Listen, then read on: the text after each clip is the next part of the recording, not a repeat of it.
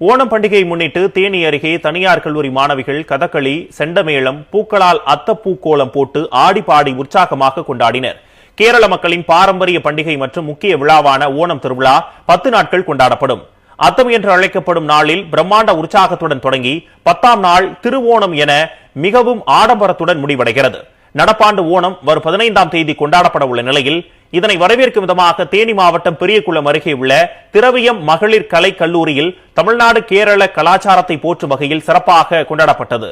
மாணவிகள் அனைவரும் மேளதாளங்களுடன் கேரள பாரம்பரிய உடைகள் அணிந்து கல்லூரியின் வாசலில் அத்திப்பூ கோலமிட்டு கதகளி என பாரம்பரிய நடனங்கள் ஆடி ஓணம் பண்டிகையை உற்சாகமாக கொண்டாடினர்.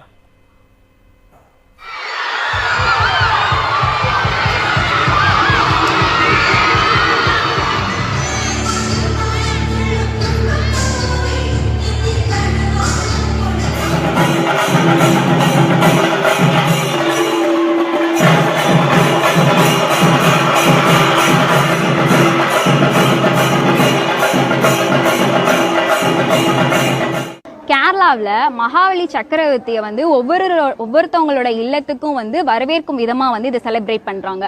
இது கேரளாவில் 10 டேஸா செலிப்ரேட் பண்ணிட்டு இருக்காங்க. கேரளாக்காரங்க, தமிழ்நாட்டுக்காரங்க எல்லாருமே இருக்கும். நாங்க எல்லாருமே ஒத்துமையா நாங்க ஓணம் செலிப்ரேட் பண்ணிட்டு இருக்கோம். அத்தப்பூ கோலம், மியூசிக்கல் சேர், கல்ச்சுரல்ஸ்னு மெனி ப்ரோக்ராம்ஸ் நடந்துச்சு. இதை எல்லாமே நாங்க கலந்துக்கிட்டு நாங்க என்ஜாய் பண்ணிட்டு இருந்தோம்.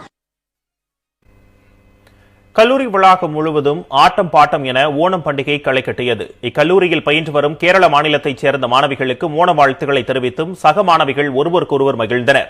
சிறப்பு நிகழ்வாக சிறப்பு விருந்துக்கும் ஏற்பாடு செய்யப்பட்டிருந்தது.